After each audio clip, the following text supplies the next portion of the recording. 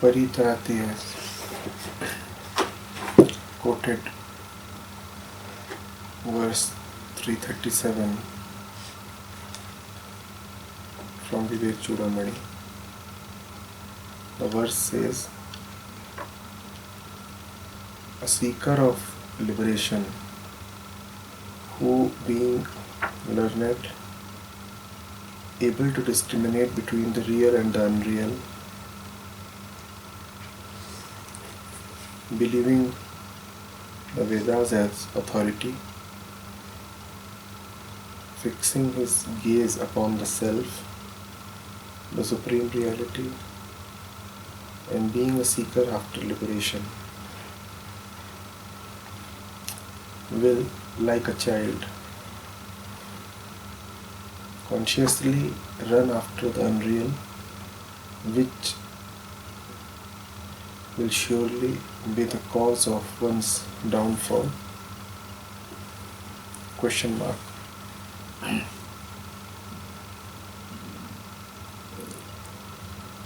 And then she asks, Dear Acharya ji, my question is, who is the child in the above verse? Also, I would like to understand my child behavior as the child keeps running behind unreal things most of the time. There is no schedule or discipline, even not taking care of his own health and hygiene. When we request in any form or guide or suggest, he rebels. He displays disrespect towards parents and shows anger through his words, not helping even for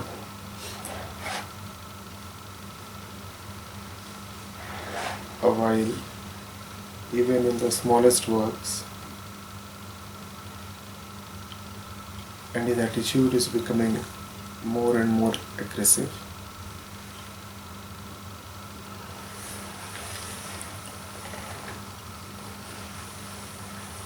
So there are two parts to this question. The first part is, who is the child being talked of? And then the second part relates to a personal problem.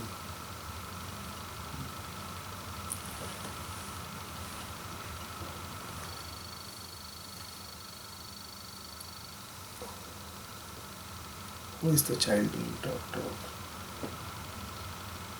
One must understand the child.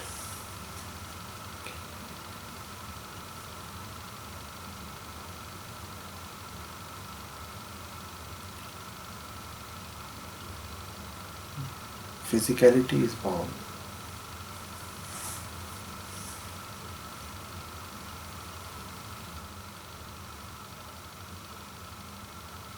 And it starts expressing itself as soon as it is born.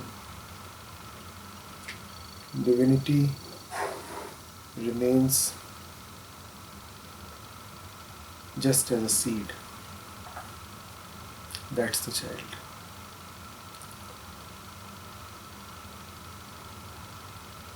All flesh and bones, body,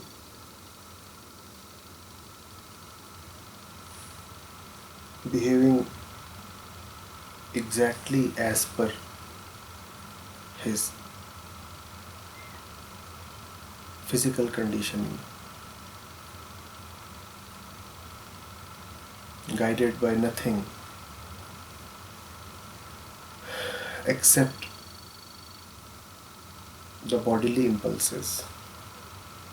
That's the child. That's how man begins his journey. as merely the body.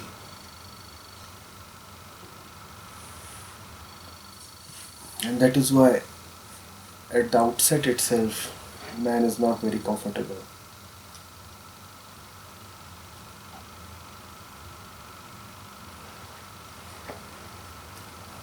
The child cries when he is born, and it will be rare to find a child restful. The child runs hither and thither, the child grabs, the child explores. The child is always busy with things. That's how we all are born, restless.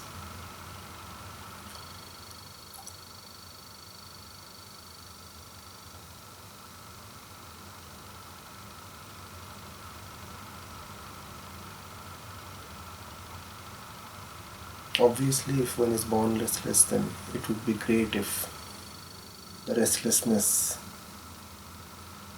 reduces or obliterates. And that is the purpose of upbringing and education, to rid the child of his innate biological tendencies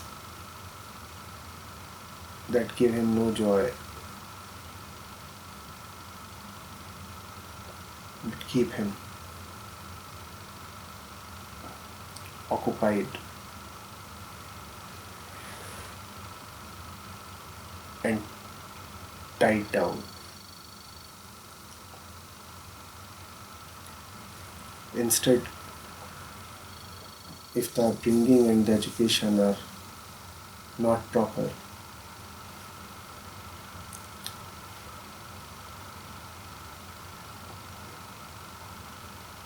not deeply spiritual, not divine at the core, then the child becomes all the more conditioned. He was already restless due to biological reasons, and he becomes even more restless due to his upbringing and other social reasons.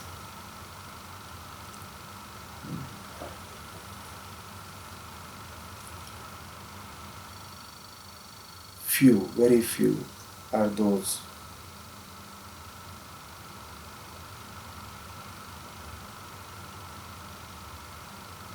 who are lucky enough to grow up in a way that brings them closer to peace and fulfillment.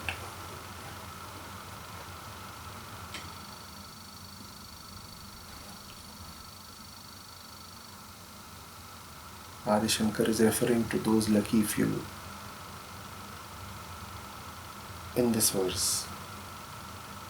He is saying, if you are someone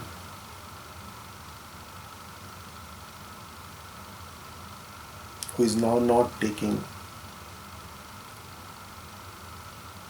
the physical or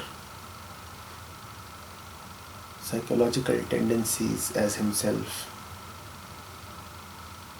if you are someone who is now one with the Supreme Self, then would you ever again go back to your childish ways? That's his way of saying that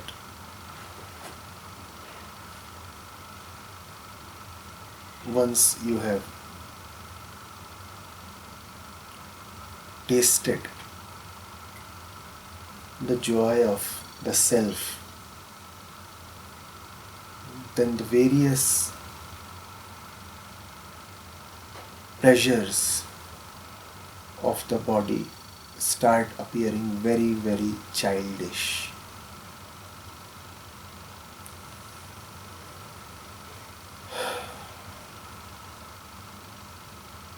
Joy is pleasure of another order.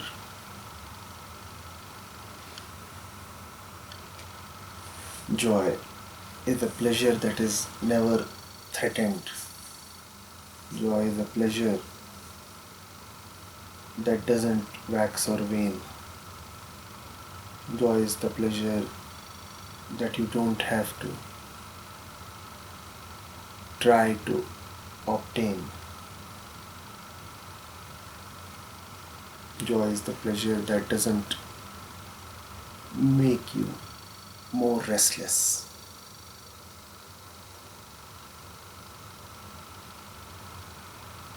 Once you have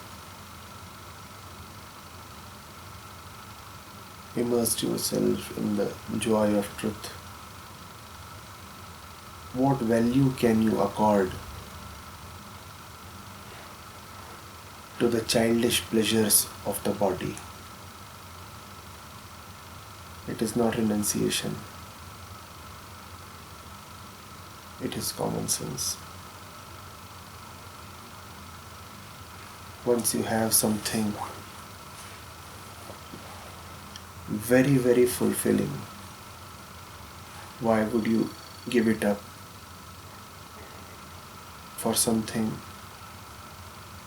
that is not even remotely as fulfilling? Who wants to compromise the great for the small, the everlasting for the ephemeral, the total for the partial? And if someone does want to give up the total for the partial, then he is just being childishly foolish. That's what Adi Shankar is saying.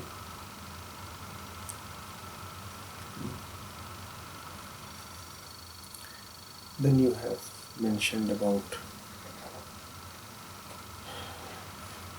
your son, the kid at your home, and you have mentioned about his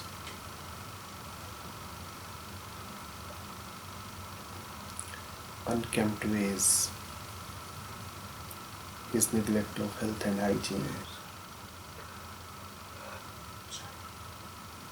the shabbiness, and the other things.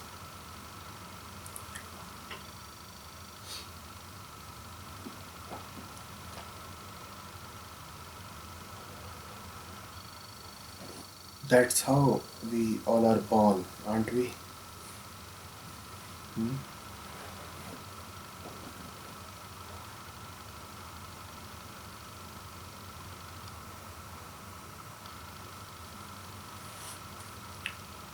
Look at a young one.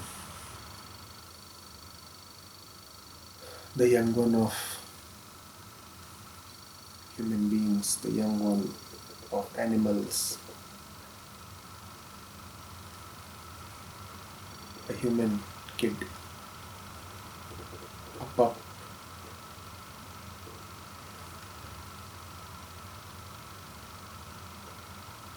the kid of a goat, a kitten,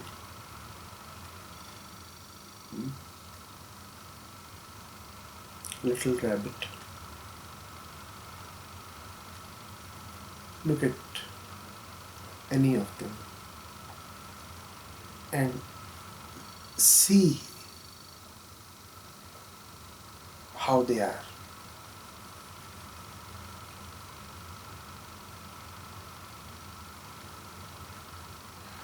They are not driven by any higher pursuits.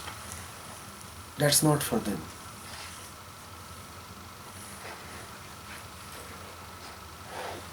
They want their feed regularly. They want food and water and security.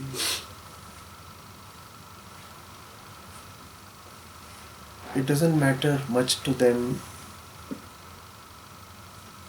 whether the mother is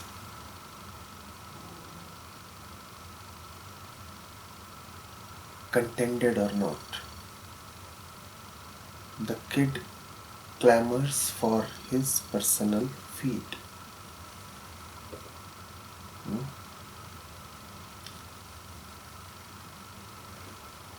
The child says, "Give me food. Where is my sweet? Where is my bread?" And it doesn't matter to him where the bread is coming from.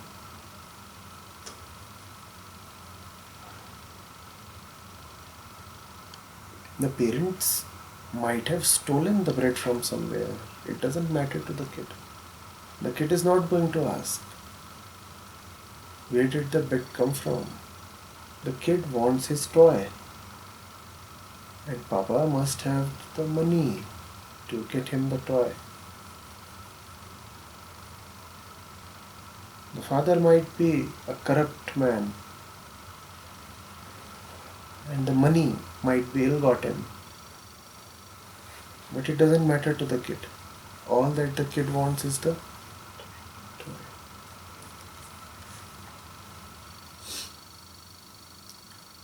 And then the kid has to entertain himself.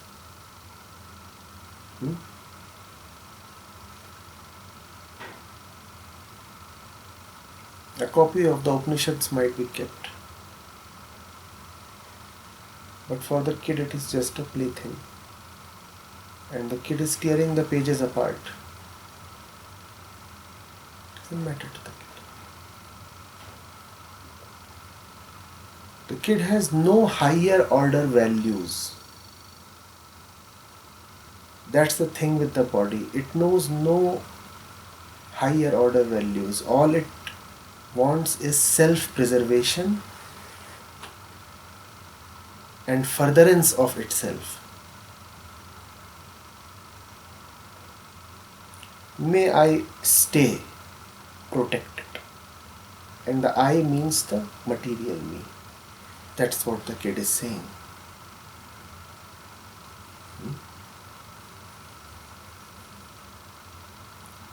Right?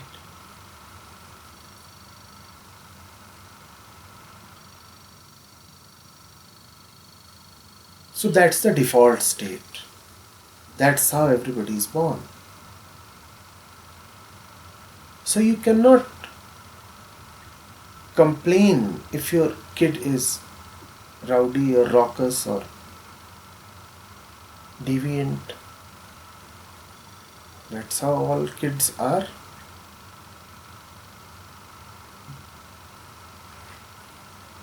Born.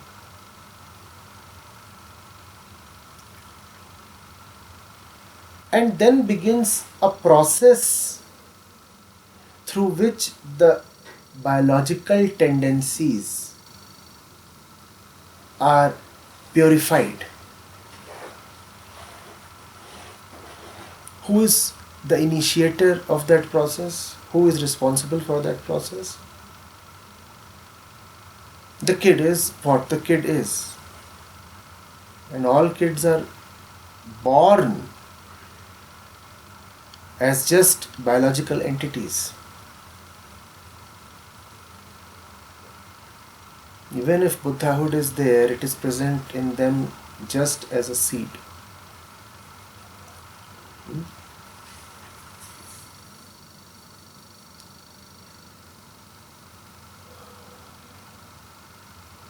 This biological entity is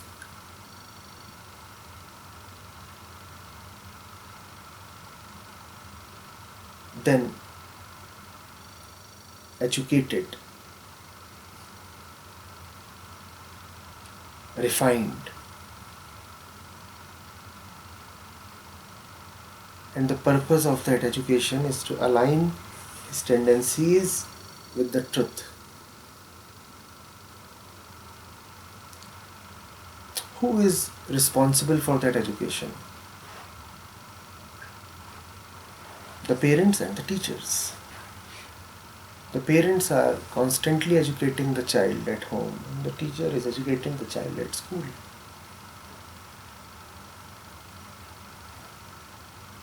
And if the child's tendencies remain as they were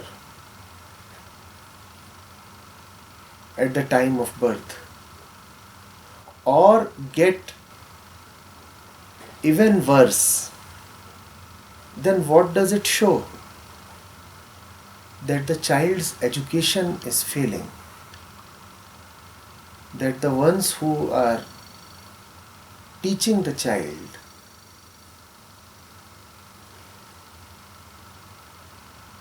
are not doing justice to their work as teachers.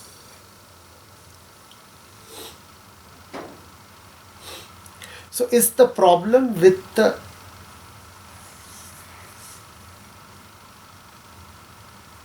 child or the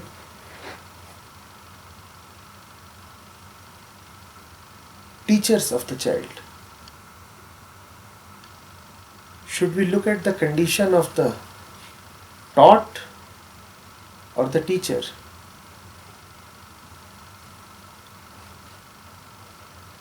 The taught one is hardly responsible for himself, for he is born disorderly. The question is, what have the teachers then been doing?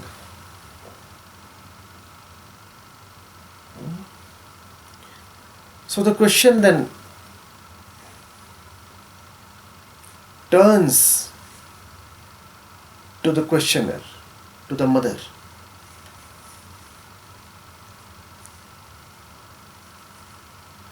What kind of education is reaching the child? What are you teaching him? And the child is learning not only through your words, but through your conduct and your total being. The child is absorbing everything.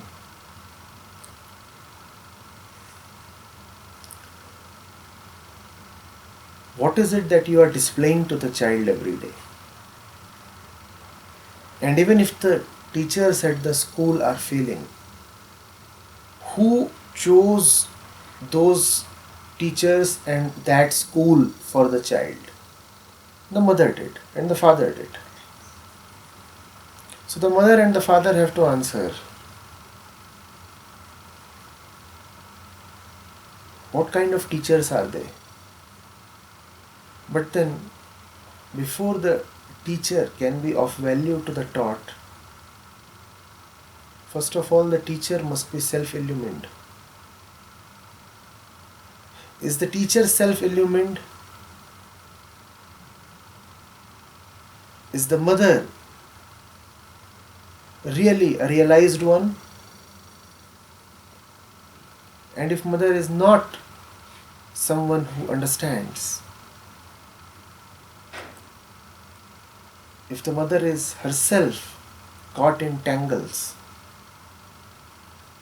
then how is the child going to grow beyond the disorder?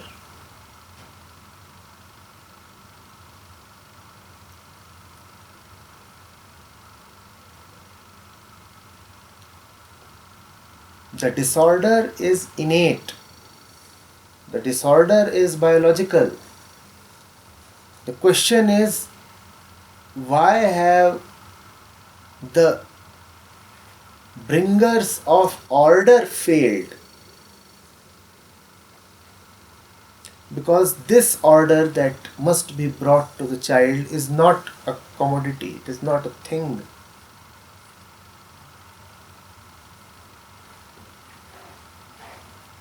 It is something that must radiate from your being. You cannot hold it in your hand and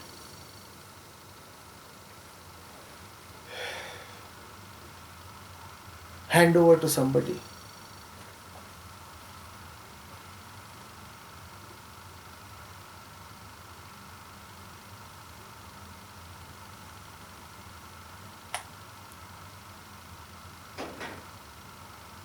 It is a contagious thing. You must have it to give it to the other.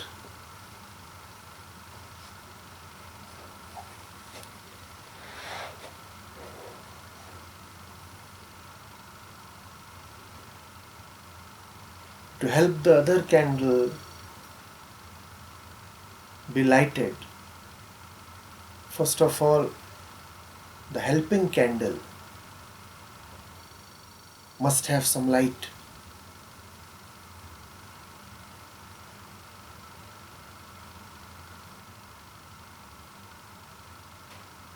The child will not be born enlightened.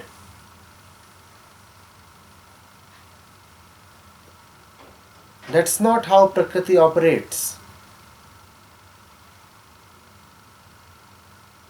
Light has to touch him.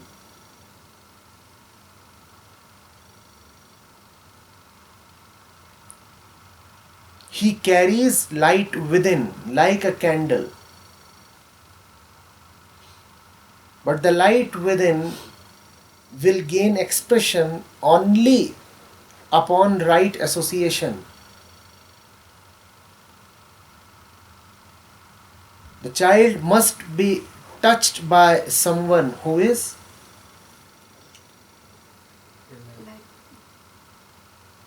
full of light. Does the child have that company? And if the child doesn't have that company, should we blame the child? So you know, Pari, where the problem is and therefore where the remedy is.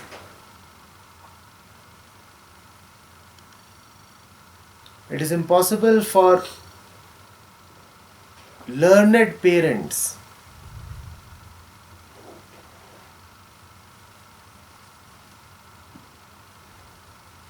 to be poor parents.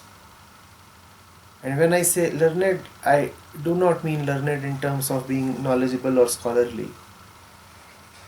I mean wisdom, I mean realization, I mean love.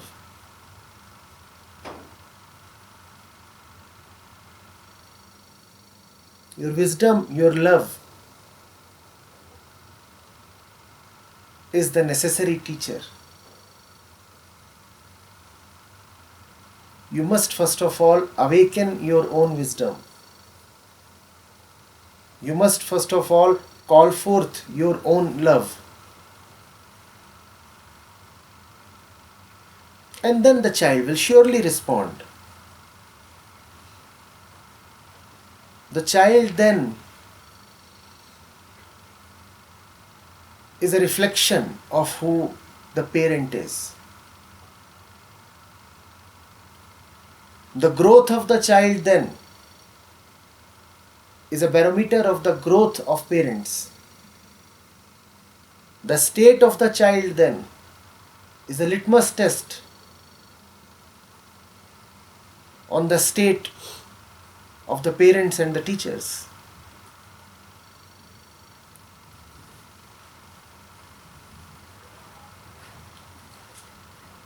It's wonderful that children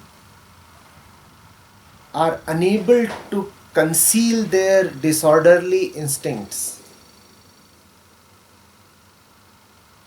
They are unable to veil their diseased state of mind. Adults too are deeply disorderly, but they conceal their disorder with etiquette, with politeness, with all kinds of socially accepted behavior and protocols. With kids, that doesn't happen.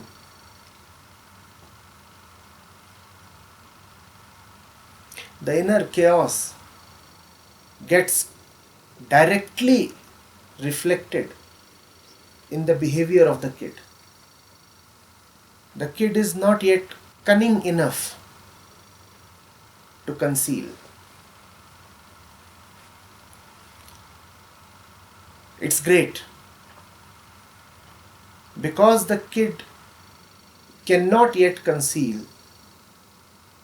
so the parents cannot yet deceive themselves.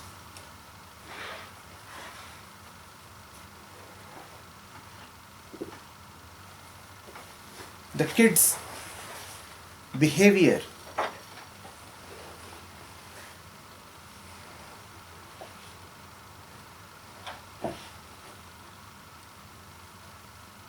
exposes the state of his education.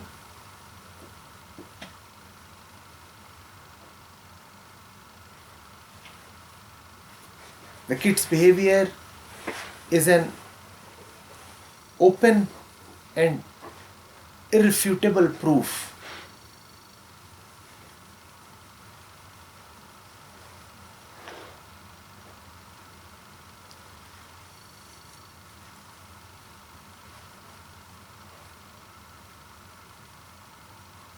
the proof will be available only for a limited time. The kid will grow up, and just as he is absorbing all sorts of things from his environment, he will also absorb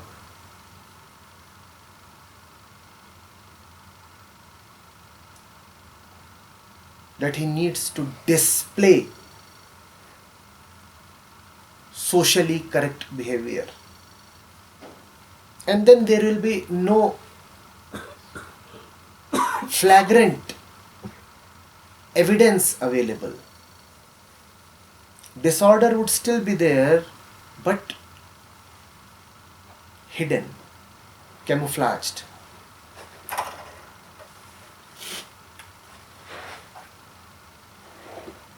Right now, the disorder is open, expressed, undeniable. So this is an opportunity.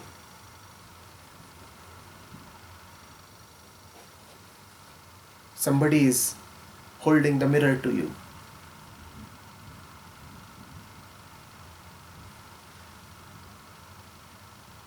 If you do not know how you are doing in life, then honestly look at the state of your child. You will know.